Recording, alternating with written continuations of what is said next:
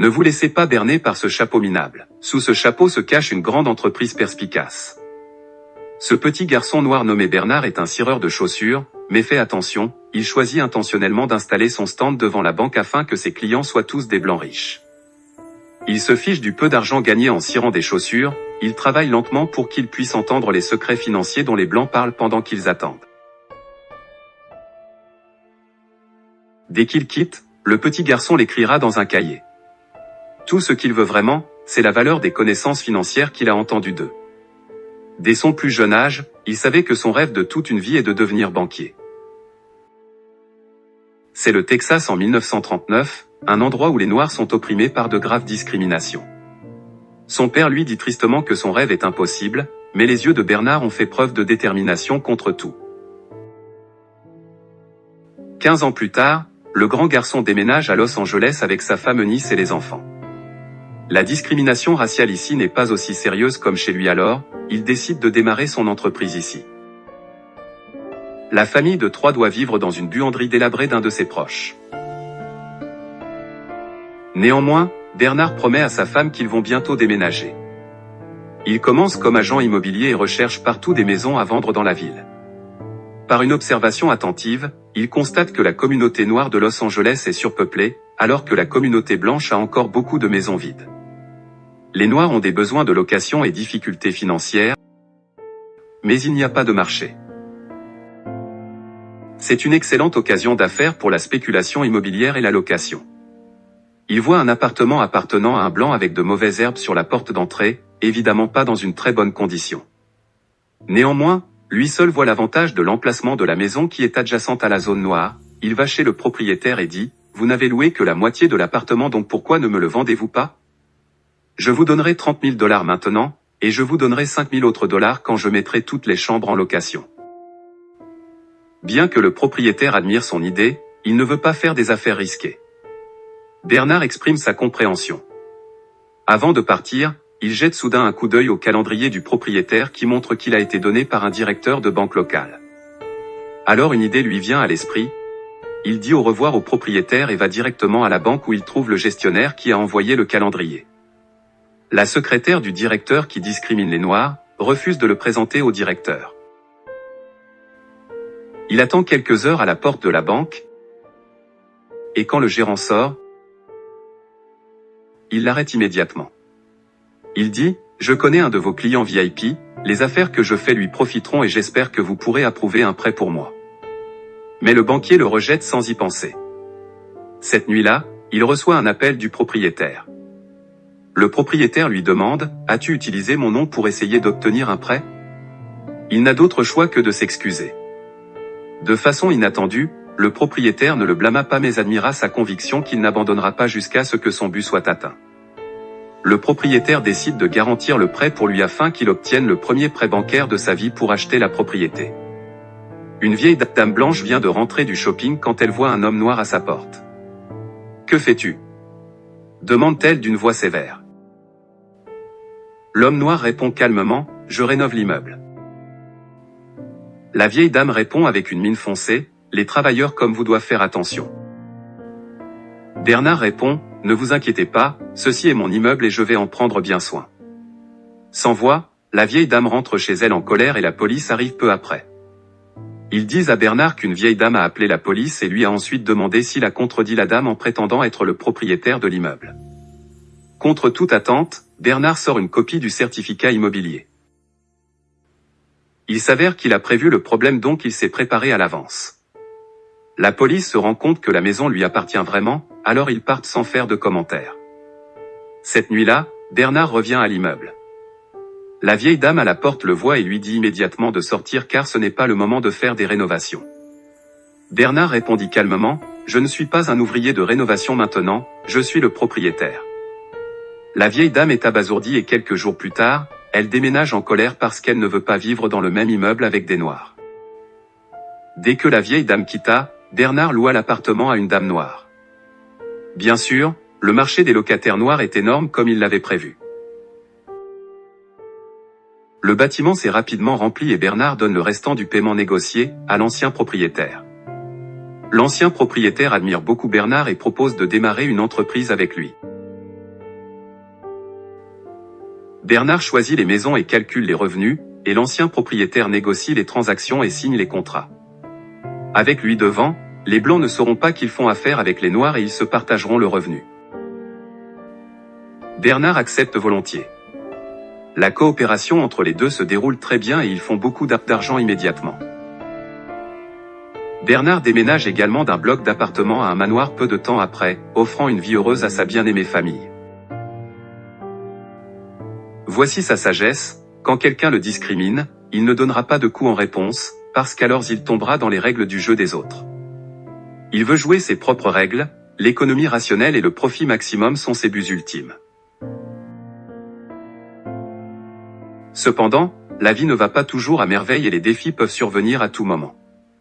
L'ancien propriétaire qui travaille avec Bernard est vieux et fragile et meurt subitement quelques années plus tard. Sa participation dans l'entreprise est héritée par sa femme. Cette femme discrimine sévèrement les Noirs et ne veut pas coopérer avec Bernard. Elle propose avec mépris d'acheter à Bernard ses actions à un prix très bas et s'il n'est pas d'accord, elle le poursuivra. À cette époque, lorsque les Blancs et les Noirs ont des litiges, qui pensez-vous que le juge favorise? Bernard ne veut pas être traité ainsi injustement, alors il décide d'aller au tribunal. Mais il devait trouver quelqu'un pour témoigner afin de prouver sa relation de coopération avec l'ancien propriétaire. Il pense au banquier, mais ce dernier a déjà coopéré avec la veuve et évite à nouveau Bernard. Extrêmement déçu, Bernard se tient debout à la banque et regarde autour de lui. Le bâtiment de la banque aussi propre et bien aménagé montre des attitudes systématiquement discriminatoires partout, juste à cause de la couleur de sa peau, il est souvent méprisé lorsqu'il entre dans la banque.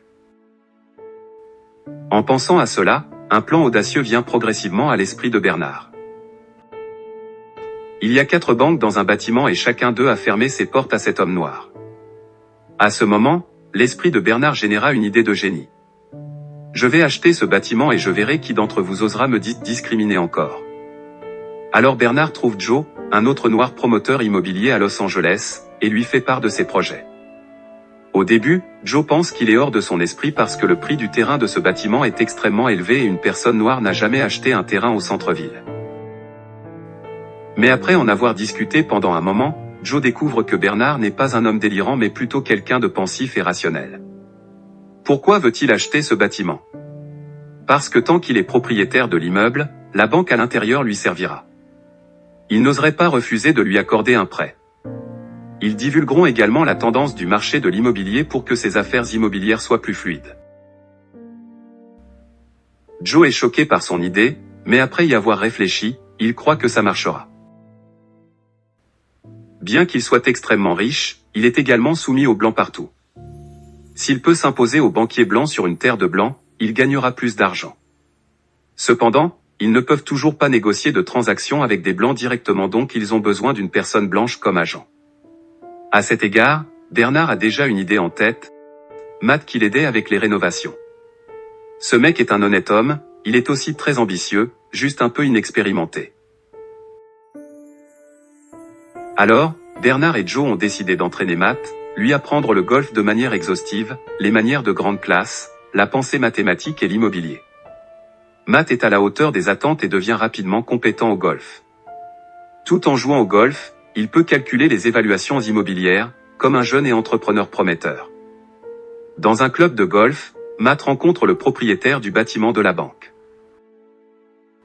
Bien sûr, cette rencontre est aussi arrangée par Joe. La conversation se passe bien. Matt obtient la chance d'acheter le bâtiment, et le reste sera négocié. Mais Matt ne sait pas comment faire. Ne vous inquiétez pas, avant la négociation, Bernard aide Matt avec les préparatifs. Il compte d'abord le nombre de lumières allumées dans le bâtiment après la tombée de la nuit, calcule le taux de vacances de l'immeuble et obtient alors la valeur estimative de l'immeuble.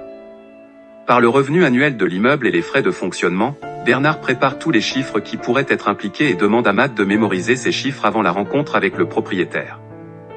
En conséquence, peu importe comment le grand patron se vante de sa propriété, Matt a toujours une longueur d'avance et donne l'exact numéro, ce qui choque le grand patron.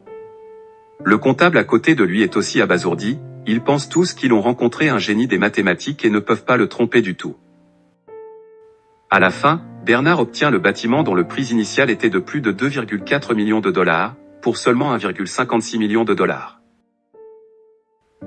Dès lors, chaque fois que Bernard entre ou sort du bâtiment, le président de chaque banque vient lui serrer la main. Le petit manager qui rendait les choses difficiles pour lui dans le passé est choqué. Avec le soutien du secteur bancaire, les carrières immobilières de Bernard et Joe se développa rapidement. Ils ont mis fin au zonage strict de Los Angeles et à la ségrégation entre noirs et blancs. Beaucoup de jeunes noirs prometteurs déménagent dans les quartiers blancs. Peu de temps après, ils sont même reçus par le vice-président. Quelques années plus tard, en 1963, Bernard ramène sa famille au Texas pour rendre visite à son père, Bertrand.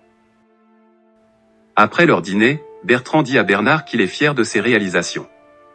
Le lendemain, Bernard se promène en ville avec son fils. Avant qu'il ne s'en rende compte, il se tenait devant la banque où Bernard travaillait comme cireur de chaussures. À cette époque, le Texas était l'endroit le plus raciste en Amérique. Il rencontre un jeune garçon qui cire des chaussures justes comme Bernard quand il était petit. À la surprise de Bernard, le garçon ne travaillait que sur les chaussures des Blancs. Ce petit incident toucha Bernard et éveilla son sens de la responsabilité vers son prochain. Il décide secrètement qu'il doit changer le statu quo et aider les communautés noires dans sa ville natale à avoir de meilleurs logements. Le lendemain, Bernard rend visite à Joe et lui dit qu'il devrait acheter la Banque Continentale au Texas. Joe pense que Bernard est fou pour y penser, parce que le racisme au Texas est très poussé. Mais Bernard parvient à se montrer convaincant en évoquant les raisons pour lesquelles l'achat doit être effectué. Finalement, Joe accepte d'aider Bernard. Il recrute à nouveau Matt et l'utilise pour redevenir leur leader. Il rencontre le propriétaire de la banque Robert Florence Senior et Junior pour discuter les chiffres de l'affaire. Malgré les soupçons de Florence Junior, Florence Senior vend la banque à Matt et ses partenaires. Avec l'acquisition de la Banque Continentale, Bernard se met au travail et commence à aider les Afro-Américains en ville à obtenir l'approbation pour les prêts. Le but de Bernard était clairement d'aider ses semblables à avoir une chance équitable d'accès au logement et aussi, à avoir des opportunités pour gagner de l'argent. Les choses vont bien pendant un certain temps jusqu'à ce que Florence Junior ne commence à enquêter sur les prêts que leur banque a approuvés. Un jour, Florence suit Matt et rencontre Bernard et Joe. Il les confronte au sujet des prêts qu'ils ont approuvés et les menace avec une lettre du département du Trésor américain. Il dit que le département inspectera les opérations de la banque en un mois. Après que Florence Junior ait quitté, les gars discutèrent de leur prochain mouvement. Pendant ce temps, Matt fait une suggestion. Il leur propose d'acheter une autre banque et de transférer les prêts problématiques de la Banque Continentale à cette banque. Ils ont discuté de l'achat de la banque de Marlon Moore et Bernard dit que le principal problème est de surveiller les opérations de la banque. En réponse, Matt suggère d'être autorisé à diriger la nouvelle banque. Bernard exprime son malaise avec l'idée mais il finit par accepter laisser Eunice, sa femme, garder un œil sur Matt. Finalement, Matt arrive à gérer la banque comme il voulait. Le lendemain, Matt rencontre un avocat et commence à signer des contrats de prêt avec son initiale. Quelque temps plus tard, Matt reçoit un appel de Florence Junior concernant des clients qui veulent retirer tout leur argent de la Banque Continentale. Pour aggraver les choses, un auditeur d'une banque fédérale arrive à Marlin. Afin d'aider Matt, Bernard se force à se déguiser en concierge pour qu'il puisse rester proche pendant la réunion. Malheureusement, ça ne fit aucune différence puisque l'auditeur découvre un problème critique sur plusieurs prêts. Bernard est incrédule que d'absurdes prêts ont été approuvés. Ils finirent par apprendre que c'était Florence Junior qui avait orchestré tout cela. Il s'avère que tout en se précipitant pour gérer la banque, Matt a ignoré les protocoles et a utilisé un avocat que Florence Junior a recommandé. À travers cela, Florence Junior a pu se faufiler dans les prêts problématiques. Quelque temps plus tard, Bernard et Joe disent à Matt que le mouvement le plus rationnel qu'il puisse faire est d'abandonner la banque de Marlin. Ne voulant pas laisser tomber sa banque, Matt fait un déménagement sans prévenir ses partenaires. Joe apprend son déménagement le lendemain et se précipite sur la rive continentale avec Bernard. Il confronte Matt à propos des prêts alors que Florence Junior regarde le spectacle avec un regard fier sur son visage. Bernard dit à Matt d'aller chercher leur livre mais c'est trop tard. Les auditeurs des banques fédérales arrivent sur les lieux et révoquent la licence de la Banque Continentale. En quittant le bâtiment, le FBI